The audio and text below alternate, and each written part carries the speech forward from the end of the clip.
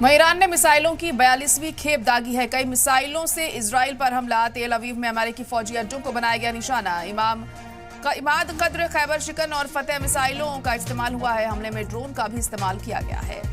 तो लगातार जंग शदीद होती जा रही है और ईरान की तरफ से ताबड़तोड़ मिसाइली अटैक जारी है और 42वीं खेप दागी गई है मिसाइलों की इजराइल पर।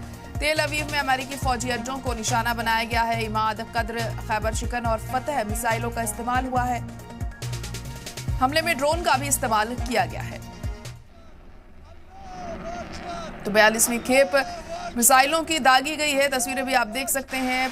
इजराइल में दहशत का माहौल इस वक्त देखने को मिल रहा है, जिस तरह से ईरान एक के बाद एक ताबड़तोड़ अटैक यहां पर कर रहा है और किस तरह से मिसाइली अटैक जारी हैं, ये भी आप इन तस्वीरों को देखकर समझ सकते हैं। हमले में ड्रोन्स का भी इस्तेमाल किया जा रहा है।